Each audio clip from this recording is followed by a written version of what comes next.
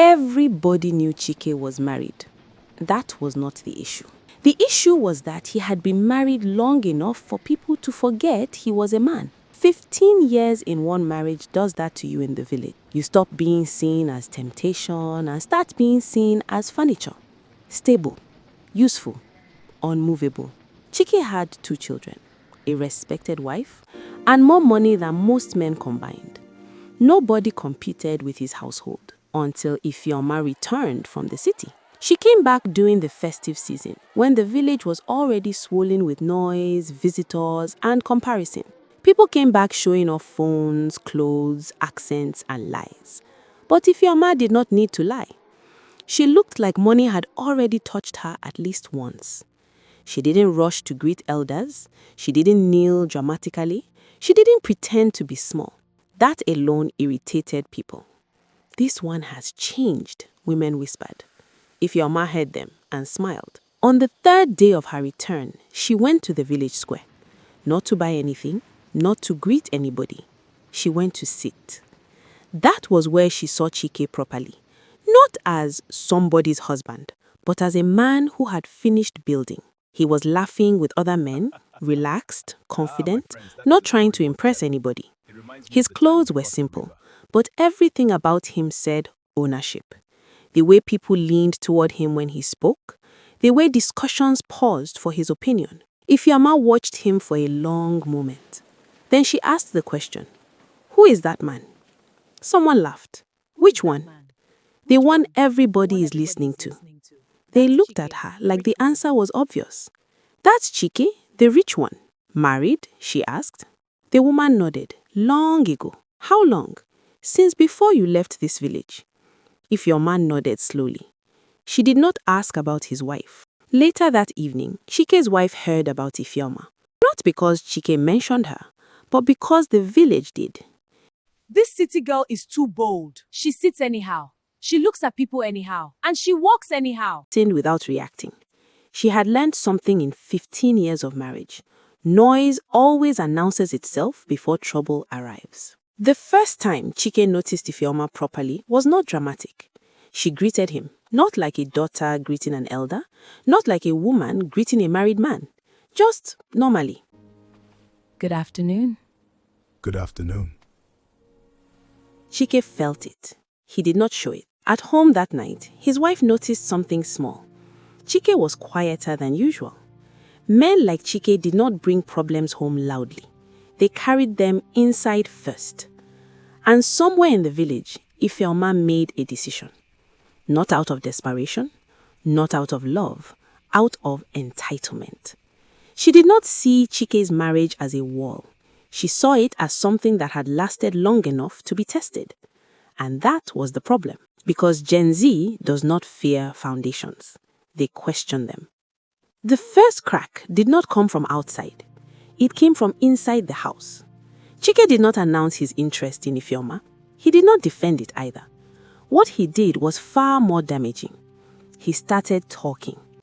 One evening, his wife served dinner and sat across from him like she had done for years. The children were eating quietly. Nothing felt different until Chike spoke. "You don't dress up again." Casually, as if he were commenting on the weather. She looked at him. "I'm in my house. What am I dressing up for?" "I'm just saying, you used to care more." The words stayed in the air longer than they should have. That night, she did not sleep quickly. Not because she was angry, but because she understood something had shifted. Outside the house, Ifeoma was enjoying herself. She did not hide her confidence. She dressed like someone who expected attention and received it. She laughed loudly. She talked about the city without lowering her voice. She spoke about freedom like it was a right. Men listened. Women judged. Chike noticed her more often than he admitted. She never chased him. She never begged for his time. She spoke to him like someone already sure of her place. That confidence fed something in him he had not felt in years. Validation. At home, the comparisons continued. "Women these days know how to maintain themselves." Chike said one afternoon. His wife did not respond immediately. 15 years of marriage had taught her when a conversation was no longer a discussion. "Are you unhappy?" she asked finally. Say that. Chike avoided her eyes. I didn't say that. But he didn't say he wasn't either. Ifeoma, on the other hand, spoke carelessly. I can't imagine staying with one man for years and letting myself go. Life is too short. The words traveled. They always did. By the time they reached Chike's wife, she no longer needed confirmation. Chike began coming home late. Then some nights, he didn't come home at all. When he did, he was irritable, short-tempered, distant. She did not ask where he went. She watched. She noticed something else too, something important. Chike was no longer fighting to keep his home intact. He was already measuring it against something else. One night, he said it plainly. Ifeoma is lively. She knows how to keep a man interested. Silence filled the room. That was the moment his wife knew. Not that he had cheated, but that he had already chosen. She did not cry. She did not argue. She did not defend herself. She looked at him and saw a man who believed desire was power. And she understood something he did not yet know. A woman who has built a home for 15 years does not fight for attention. She steps aside and lets reality speak. And reality, unlike passion, does not shout. It waits. The day Chike came home and said nothing, his wife already knew what had happened. He didn't insult her. He didn't argue. He didn't even pretend. He sat down, removed his shoes, and ate without looking up. Silence filled the house, but it was not peaceful. It was heavy, the kind of silence that comes when a decision has already been made. Later that night, after the children had slept, she spoke. "Is this still my home?" she asked. Chike sighed, irritated, as though the question itself was the problem. "You are making this bigger than it is," he said. She nodded slowly. That was the answer. From that night, she stopped trying. She stopped asking why he came home late. She stopped preparing his favorite meals. She stopped adjusting herself to his moods. Not out of anger, out of clarity. Tiged noticed the change and misunderstood it. He thought she was sulking. "You've changed," he said one morning. "You are cold." She looked at him calmly. I'm awake. "No," she replied, "I'm awake." Outside the house, Ifeoma had already moved in, not officially, but confidently.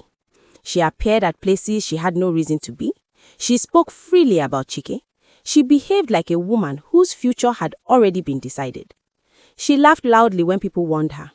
If he didn't want me, she said, he wouldn't be responding. That was true. What she didn't understand was what he was responding to. Inside the house, Chike's wife began preparing quietly. She sorted documents, she gathered clothes, she set aside money. She did not announce anything. Women like her did not leave in anger. They left with planning. The final straw came on a quiet afternoon. Chike returned home early and saw her folding clothes. "What's all this?" he asked. "I'm rearranging," she said. He watched her for a moment, then spoke. You know Ifeoma dresses better than this. She takes care of herself. That was when she stopped folding. She looked at him for a long moment, not hurt, not angry, just finished. I was young when I met you. I was beautiful then too. You didn't marry me because of how I dressed. You married me because I could build a home. Still, he said nothing. She nodded. That was all she needed. That night, she slept well. The next morning, while Chike was away, she packed the children's things. No shouting, no scene. She left a short note on the table. "I am not fighting for what no longer wants to stay. Take care." When Chike returned and found the house quiet, he felt relief first, then confusion, then something else. The house felt empty, not because she was gone, but because function had left with her. Meanwhile, Ifeoma arrived later that evening. She looked around the house and smiled. She thought she had won. What she did not realize was that the real work was just beginning. And work, unlike attention, cannot be outsourced. For the first few days after his wife left, Chike felt something he had not felt in a long time. Relief. Not relief from responsibility exactly, but relief from routine. The house no longer moved on a fixed rhythm. Nobody asked what time he would be back. Nobody reminded him of tomorrow before today had even ended. Ifeoma filled the space quickly. She did not behave like someone stepping into another woman's life. She behaved like someone starting fresh. She laughed loudly, played music without checking the hour, and moved around the house as though it had always belonged to her. To Chike, it felt exciting. They slept late and woke late. Some mornings they didn't leave the room until the sun was already high. Breakfast was whatever they felt like eating, whenever they felt like eating it. No structure, no timetable, no pressure. This is what living should feel like, Ifeoma said one morning, stretching lazily across the bed. Not that boring village schedule. Chike smiled. He didn't argue. They went out often, more than he had in years. Sometimes they visited friends, sometimes they just drove around. Wherever they went, Ifeoma attracted attention easily. People looked twice. Some smiled knowingly, others whispered. Chike noticed, and he enjoyed it. It had been a long time since anyone looked at him like he was still a prize. Not a settled man, not a family head, just a man people admired again. At home, Ifeoma changed things without asking. She moved furniture slightly, she replaced curtains, she rearranged shelves. She did it carelessly, confidently, like someone who did not believe anything needed permission. Chike noticed things were no longer where he was used to finding them, but he did not complain. It felt like part of the excitement. Change was supposed to feel disorienting. When people asked about his wife, he answered briefly. She left. Nothing more. No explanation. Ifeoma laughed when the topic came up. She didn't even fight, she said one afternoon. She just packed and left. Chike shrugged. That's how she is. He said it without emotion. He did not say it like regret. In the evenings, they sat outside or in the sitting room talking for hours, mostly about the city, about life, about how people in the village were slow, predictable, boring. Ifeoma talked a lot. She talked about freedom, about not wanting to be tied down, about women who settled too early and forgot themselves. Chike listened and laughed. He liked how alive she sounded. He liked how sure she was of herself. Sometimes she joked about wives who spent their lives in wrappers, managing houses quietly while life passed them by. She did not mention names. Chike laughed anyway. He did not stop her. That was important. At night, the house was noisy in a different way. Music, laughter, phone calls, movement. It no longer settled early.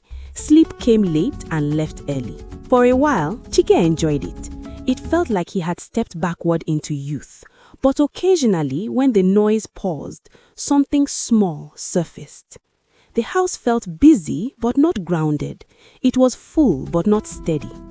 Chike noticed that nothing really waited for tomorrow. There were no plans beyond enjoyment, no order, no preparation.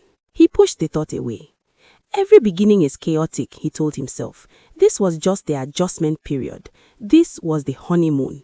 And honeymoons are not judged by practicality. They are judged by how sweet they feel while they last. Somewhere else, his wife was settling into a smaller, quieter space with her children.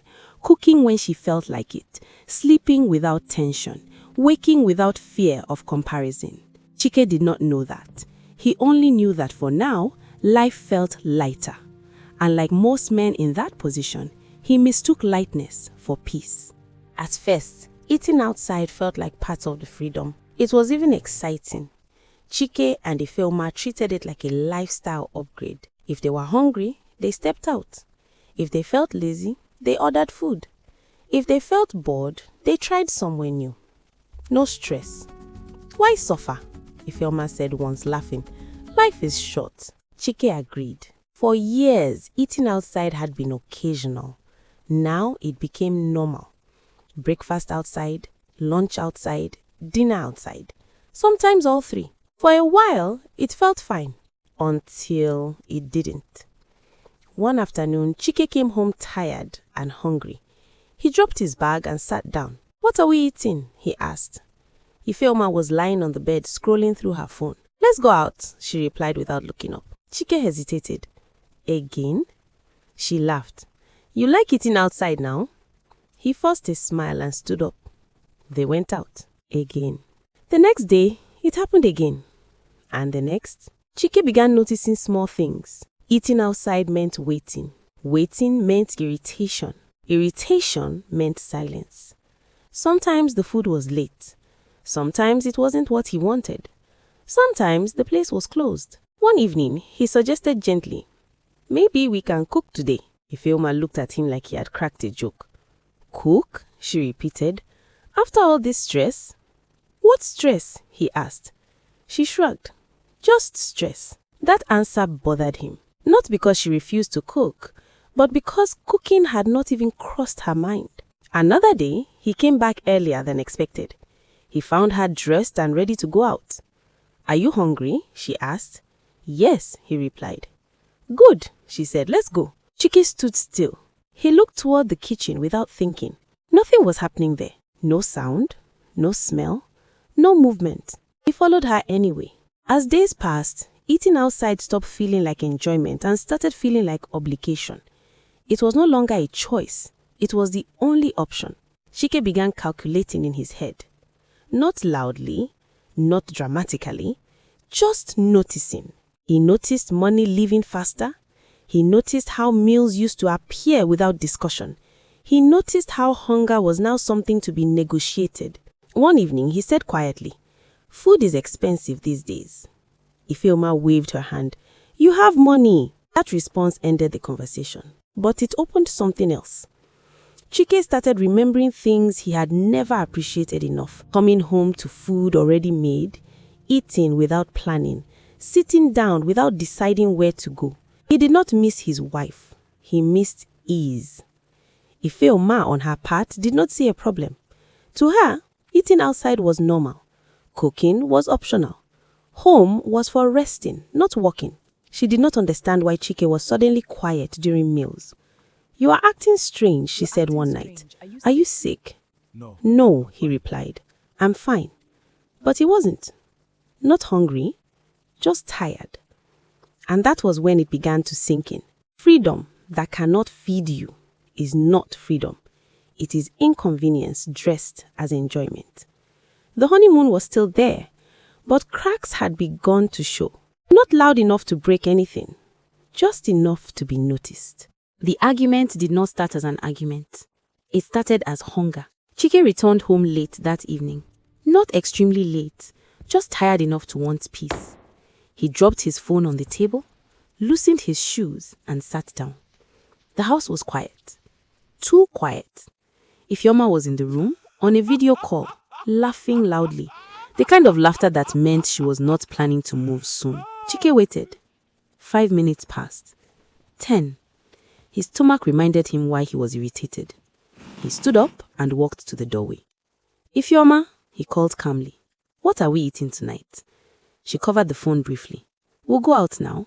Chike exhaled slowly. "That's what you said yesterday." She waved it off. So, I'm tired." She frowned. "Of what?" That question cracked something. "Of always going out," he said. "Of always deciding. Of always planning food." She stared at him. "Are you serious right now?" Chike did not answer immediately.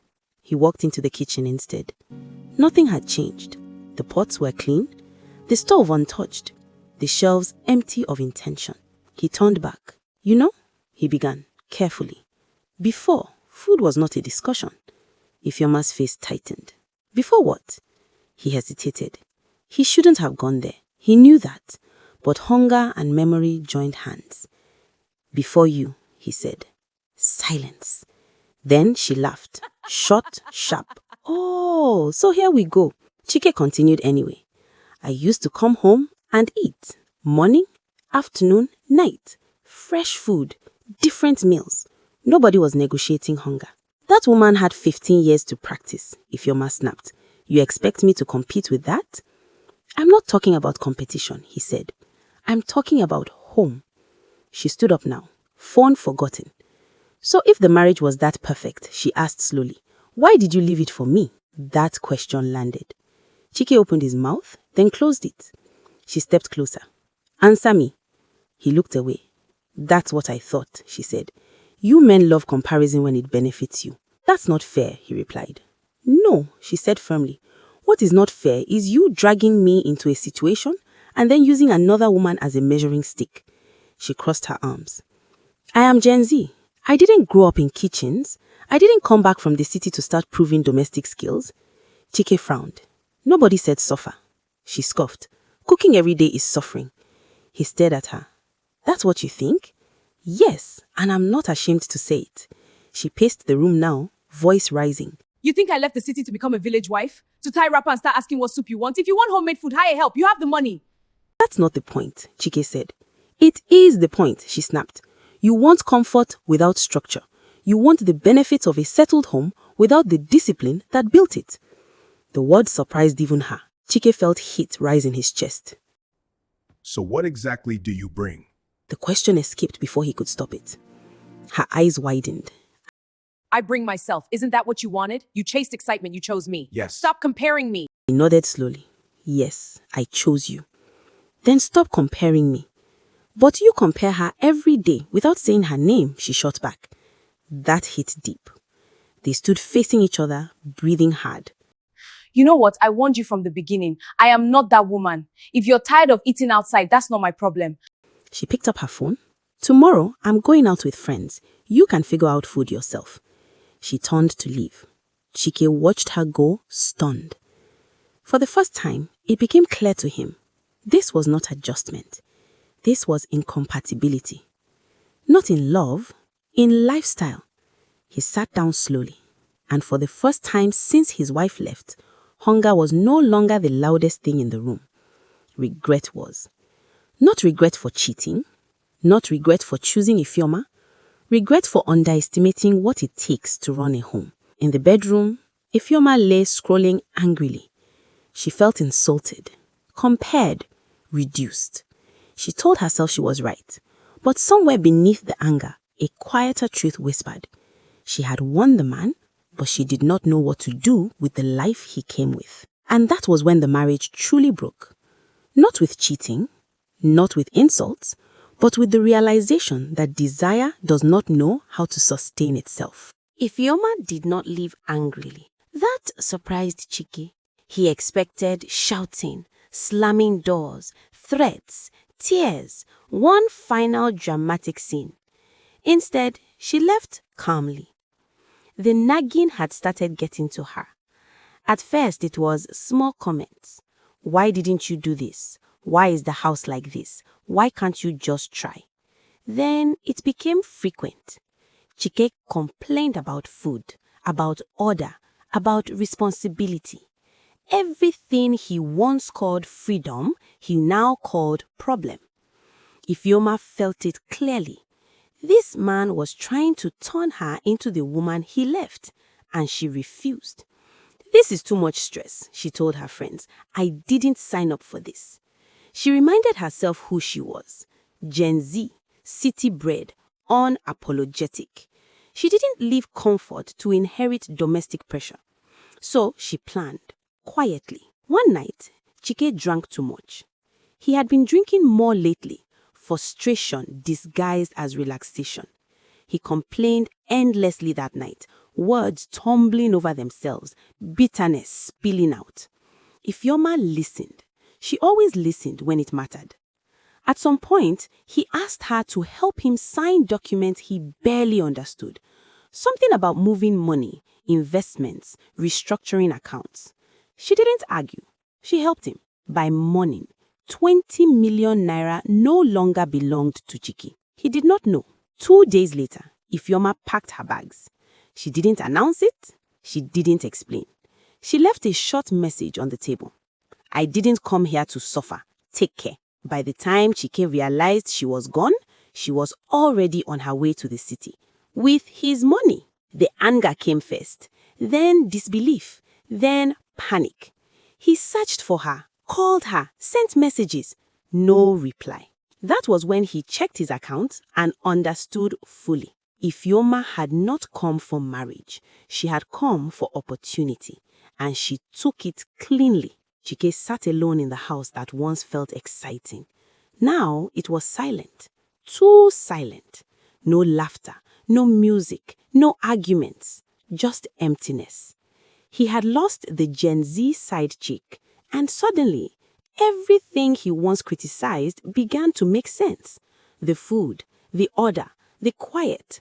So, he did the one thing pride had stopped him from doing earlier. He went back, not to his house, to his wife's mother's village. When he arrived, she was not shocked to see him. She had expected this day. She looked healthy, calm, unbothered. The children were fine. The house was peaceful. Chike stood before her, smaller than he remembered himself. "I made a mistake," he said. She nodded. "I know. I want to come back." She looked at him for a long moment. Then she said the sentence that ended everything gently. "I will forgive you, but I will not return to that marriage." Chike's chest tightened. She continued calmly. "Forgiveness is not access, and love is not permission." She was not angry. She was not bitter. She was finished. Chike left her mother's village alone. This time, there was no woman waiting at home. No Gen Z excitement, no millennial structure, just consequences. Ifeoma, meanwhile, was already adjusting to city life again. New clothes, new energy, new plans. She did not look back. She never came for the village. She never came for Chike. She came for what she could take, and she took it. In the end, the scoreboard was clear. The Gen Z style chick won financially. The millennial wife won emotionally. Chike lost everything that mattered. Not because women are wicked, but because men confuse desire with stability, and when they learn the difference, it is usually too late.